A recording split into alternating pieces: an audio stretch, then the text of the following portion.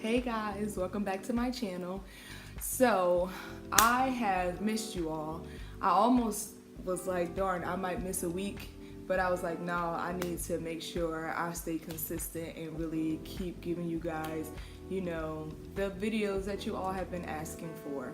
This week was a little bit busy for me. I'm not even gonna lie. For the last 3 weeks, I have been working overtime and really trying to be consistent with YouTube, Instagram, and launching my new website and just making sure that the blogs on the website are great, the quality is there. And so I've been really busy with that.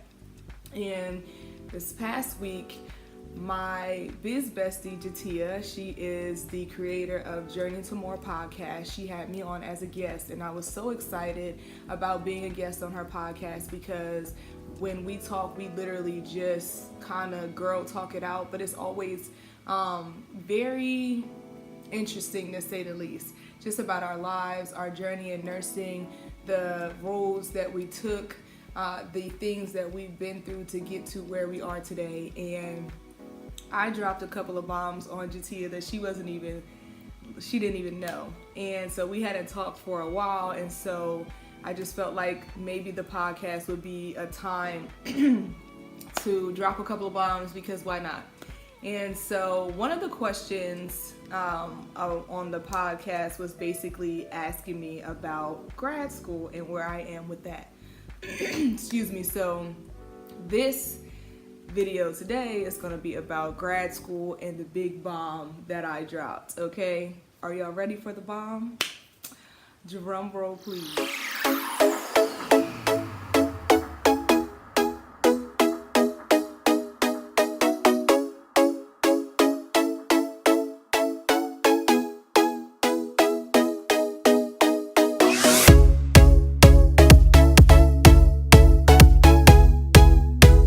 So the bomb that I dropped is that I am no longer at Chamberlain University in their F&P program.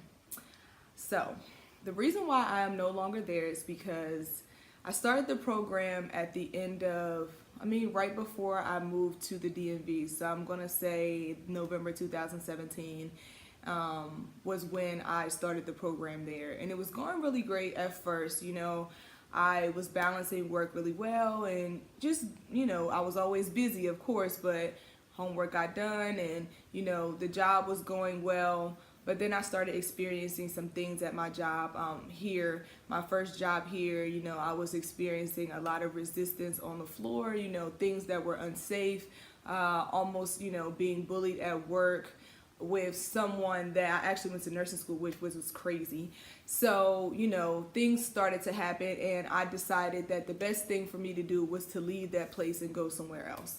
So at the time, of course, I was still in school. At this point now, I was in my advanced courses. I actually remember I was taking advanced pharmacology, and I was in between jobs. And the job, I left the ER and went into a ASC, which is an ambulatory surgical care center. And I went there thinking, the place wasn't open yet, but it was set to open. It actually never opened. Well, it's open now, but it took them at least like 6 more months to open. And I was there. It was a very toxic place to work. There were a lot of chiefs and not enough Indians. There were unsafe practices there. And when I took the job, it was, to me, when I took the job and they explained to me what I would be doing and the opportunities and different things like that, it sounded like a good opportunity. The place was new, so it wasn't like I could go and, research the company or anything like that. I couldn't do that. So I went out on a limb, and this is what happens when I move too fast before God can tell me what to do. So there's always a lesson learned there. But I took that job. I stayed there for I left the emergency room in March, and I was there at the ASC until like May. And then I started, I got a job opportunity at Children's, which is where I'm at now. And I took that job and I got the hell out of there. So all this time I'm in between jobs, and, the finances are up and down, because I might be getting paid from one job, and I couldn't start my job at Children's for the next couple of weeks. So there was a time where I wasn't even working at all. And, you know, I was just using my savings and things were tight and I was very stressed out, and I was in advanced pharmacology at the time, and life was just happening to me, and I ended up failing advanced pharmacology. Now, everybody knows in nursing, failing means you got a C minus.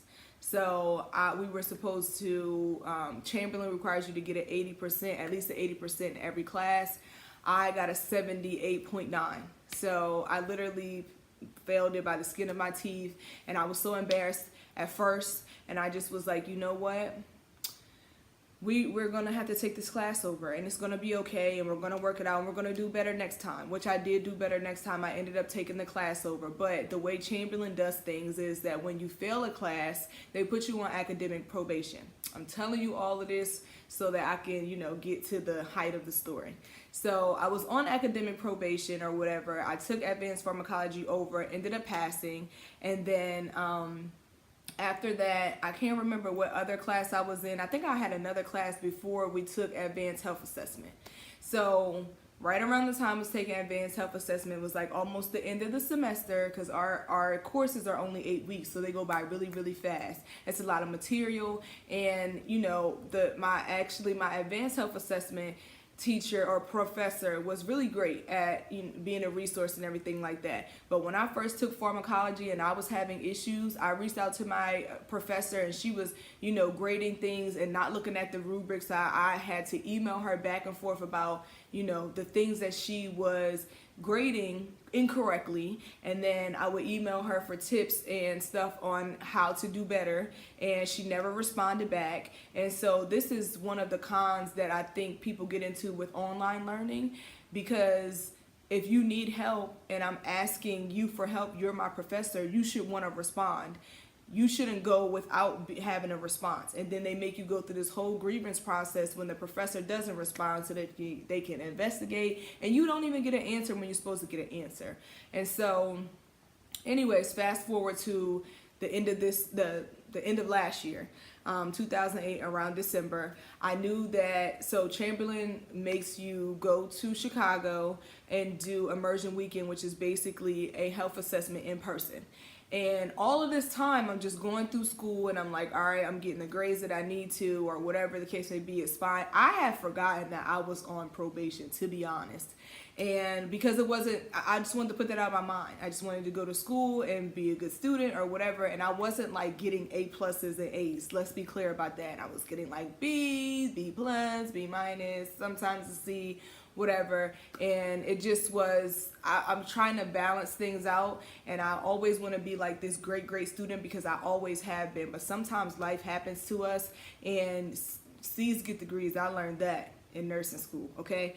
And so anyways, fast forward, end of last year, I was preparing to go to immersion weekend, and I was doing really well on health assessment. I'm just like, yes, I'm gonna get this A, and it's gonna be great. And you know, I wasn't even worried about the probation situation or anything like that. They have a rule where if you fall below a GPA of 3.0, then you get dismissed from the program. Now, I'm telling y'all that for a reason, obviously. So right before the week that I was supposed to go to immersion, I went to Chicago. The week of that Monday, I was at work. I got a call from my apartment building saying that the person that lived above me, hot water heater burst, and my apartment got the most damage. I left work, I went home, and my apartment was absolutely ruined. Like it was water coming from the ceiling. I had to get a new bed, a completely new bed.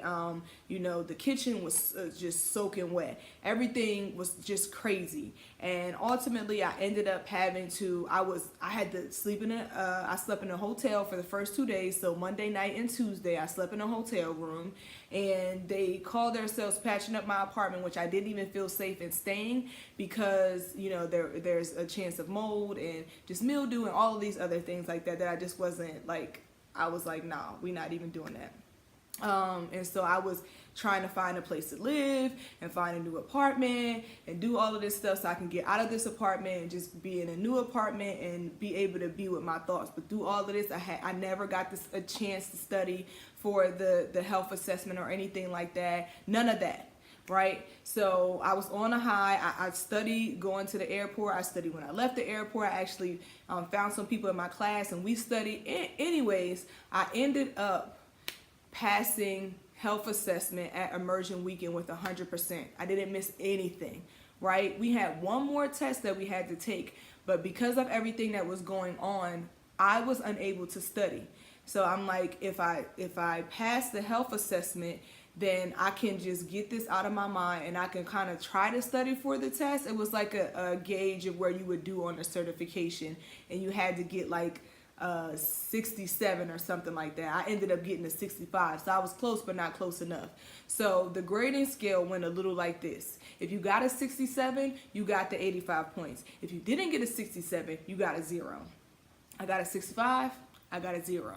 So with all of that being said, I ended up getting a B- in the class anyways. So I didn't, matter of fact, I got a B in the class. And I didn't fail the class or whatever, but it didn't help my GPA to go up. It went up a little bit, but not enough to get me to a 3.0. So my GPA was 2.96. I didn't know right off the bat that I got dismissed. I went on about my life because I was like, ooh, I passed and I'm already ready for clinical. And, you know, we have to find our own clinicals and all of that other stuff like that. That was a hassle in itself. They give you no help at all. And then you have a clinical coordinator person who's supposed to help you navigate even the footwork. And the person who did mine, what she overseen, like Maryland as a state, was awful. I had to call her, I had to email her, I had to do a lot of stuff that we shouldn't have to do. So imagine doing all of this footwork for clinical, you're studying, your apartment got flooded, you're trying to find a place to move out. Then you have to find somebody to help you move because you have friends here, but most of them are girls, and your family's 2 hours away. What do, right? It's like, it was crazy. Life was happening to me, and I was just like, you know what? You're just going to have to roll with the punches, and that's pretty much it. What are you going to do? So I got back from Chicago, went on about my life as planned because I didn't have anything to worry about. I was already planning on, I was on break at this point. Actually, I found out that I got dismissed from the program a day after Christmas, so the 26th. I was at the Xfinity store turning in my old box from my apartment, and I get an email from Chamberlain saying, in so many words, hey, you fell below a 3.0, your GPA is a 3.96, you were on probation, you are no longer in the program. I bawled my eyes out in front of that Comcast store. I never felt so humiliated and so embarrassed in my life, and it reminded me of when I failed nursing school for the first time.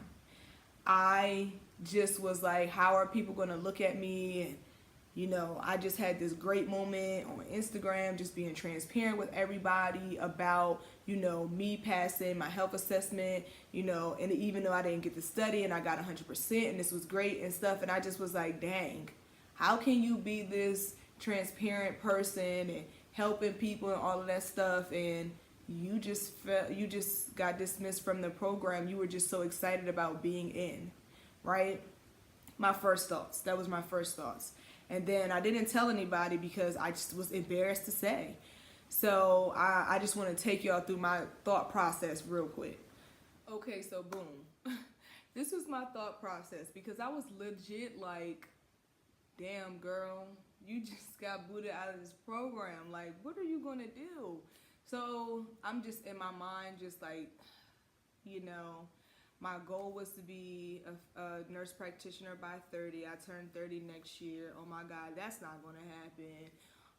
You know, everybody in my family is looking at me like, oh, you know, I have my grandfather walking around telling everybody I'm going to be a nurse practitioner, and now I just got dismissed from this program and blah, blah, blah. And what do you tell people, you know, when they ask you about grad school? How's that going? Blah, blah, blah. And I just was like, you know what?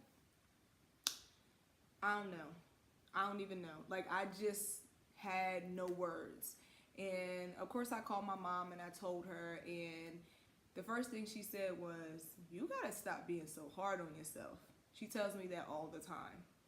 And I was just like, honestly, Mom, I just, you know, she was like, you had a lot going on. Life happened to you not once but twice. You gotta give yourself credit because you're 28 years old. and you have accomplished way more than a lot of people have. And if you are taking a break from school, then take a break. Who cares? It's your life. You want to do what you're going to do. If you're going to be a nurse practitioner, you'll be a nurse practitioner because you said you were going to be a nurse, right? I said, yeah.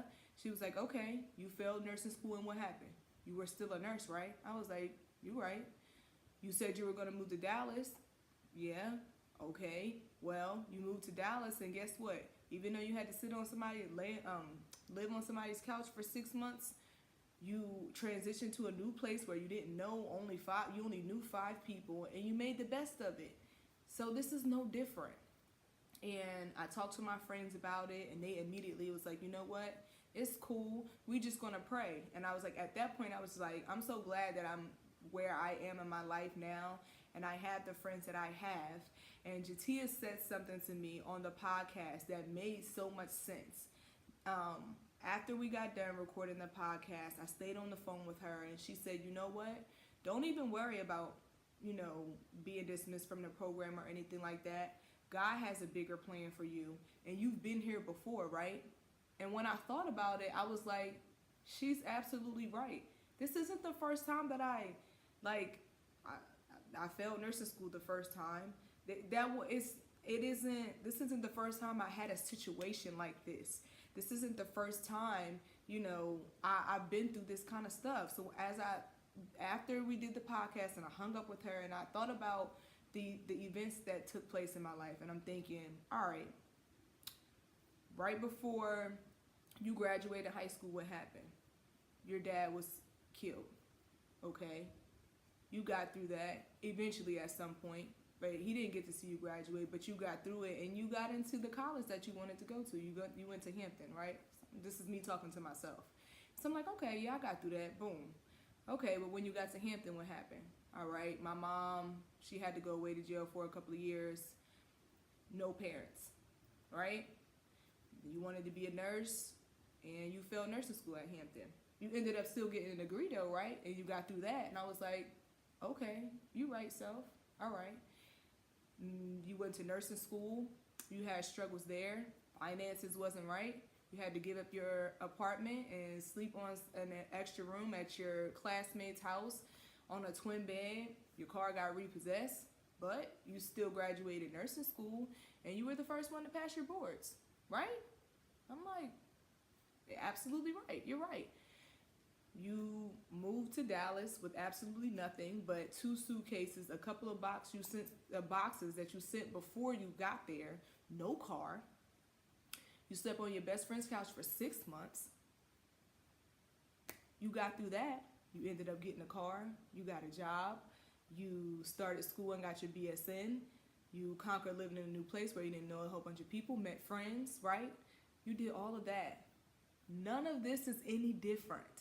None of what you're going through right now is any different than what you've been through already. And I had to stop and I had to thank God and just say, I'm grateful. I'm very grateful for the lessons that you taught me, because every time I elevate in my life, something happens. But your elevation requires skills. They require life things, life hacks that you need to have to get to the next level.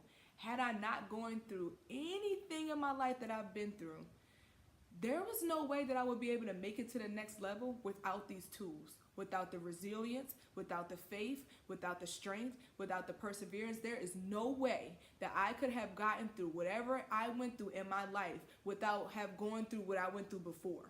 So yeah, I lost my dad, but I still went to college. Okay, my mom wasn't there at first in the beginning, but eventually she was able to be there, and I still graduated even though I failed nursing school. I got a psych degree out of it. All right, you went to nursing school, you had a time, and I'm talking about trying to figure out where the hell I was gonna live, repossess your car. Where are you going? Transportation, how are you supposed to get to work in class? But I still made it through. And those things, when she said that to me, I just was like, dang, she's right. And I had already been researching other schools and stuff like that, and I was just like, darn. So I put it in my prayer to be specific, because my prayer specifically for nurse practitioner was that I wanted to be a nurse practitioner by the time I'm 30. I'll be 30 next year, but I didn't say when am I 30. So like, it doesn't matter if I don't graduate on time like I was supposed to. Mind you, I was supposed to graduate. I was supposed to be done the program the end of this year. So I would have been on track. But even if it's the end of next year, I'm still going to be a nurse practitioner by the time I'm 30. And those are the things that I had to put in perspective for myself. There's no timeline for when you finish. You said you're going to be a nurse practitioner? Okay, you'll be one. And that's it. There's no timeline. So whether you're 30, 31, 32, or whatever, you still have time to become this nurse practitioner that you want to be. Why are you beating yourself up and putting these time constraints on yourself? You don't need to do that. You don't need to do that. So, boom, good news. Drum roll, please. Let's take a bow because now we go. Oh, February 6th, what happens? I get accepted into Walden University, right? And I'm just like, dang. I was excited, but I was like, you know what? What about the transfer credits? Your girl got transfer credits, you know, and so I don't have to start the program completely over, and I still get to do what my end goal was, which is to be a nurse practitioner. It might take me a little bit longer. It might take me a little bit more money too, but those are the sacrifices that I have to make, and I'm going to give it to God because I know that He's going to make sure I have all of my heart's desires. So I wanted to be transparent with you guys because I think when everybody heard the podcast and I got all the comments, they were like, yo, you said so-and-so about grad school. I'm so glad that you are transparent. And I fight with myself sometimes about being transparent because there's a thin line of, sharing too much. But I really do believe that at that moment when Jatia asked me about school, I was not even prepared to say anything. I didn't know what I was going to say, but I had no, intention on going in and saying, you know what, I'm not at Chamberlain anymore. I got dismissed from the program, blah, blah, blah, this, that, and the third, because I didn't want to feel sorry for myself in that moment because I was already getting over it. God said to me, you need to share, and there's no reason to be ashamed because somebody else either went through what you're going through or are going through something similar and you've been here before so you can get out of it. And that was just it for me. So when she asked me about school, I literally just blurted it out like, hey, this is what's going on, and I for me, I don't blame the entire university on anything. Like, there's things that they could have done better, and I think they can still do better for students, but I always try to look at situations and say, what are you accountable for? How could you have changed this? What things could you have done better? Because I want to be able to learn lessons in the situations that I go through so that I can be better for the next thing that's going to happen, because something else will happen. But if you don't learn a lesson from what it is that you went through previous, you're going to keep coming into the same things, and you're going to have to learn that lesson all over again until you actually learn what you were supposed to learn from that situation. So there's a lot of words that I chose. Instead of writing down goals this year, I chose words: consistency, productivity, transparency. I've always been that. Intentional. I wanted to be intentional this year. And I really just thought, walking in my purpose and doing all of that stuff like that. And so for me, I just was like, this is something that needs to be shared. And I kept getting a whole lot of positive messages because of it. And I was like, you know what, let's just go into detail with it. And I just had a message earlier about a girl saying that her friend was at Chamberlain. She's going through the same thing, fighting readmittance. The thing about Chamberlain is this, and this is what I didn't like about the university and how they just leave people to do whatever. So they have an appeal process. I was going through the appeal process, and I did all of my paperwork and turned in all of my supporting documents and everything like that. I followed up weeks later because the university was on break and they didn't get back on break until like the first week of January or something like that, like January 5th or something. So I emailed them immediately, and somebody got back to me and said, you know what, we received your appeal paperwork, we have all of your supporting documents, or whatever the case may be. We'll get back to you with the date on when they're going to review the review process. They only do it once every 30 days, right? Okay, that was January. It's February. February is almost over. I call each week or email somebody and they give me the same response. So my thing is that I spent money with y'all, whether it was, financial aid or out of pocket. I spent money with y'all. Y'all don't have no student support, because there should be something along the line saying, hey, this is what's going on. You know, your appeal process is here. This is where we're at with this. There's no communication as to what's going on. They kind of just leave you where you at in the dust, and you're fighting back and forth trying to figure out, you know, am I going to get back into this program while my life is on hold? I could be somewhere else. And I know we don't want to start over, or I didn't want to start over. I had no plans in starting over. But at the end of the day, it was something that I had to do.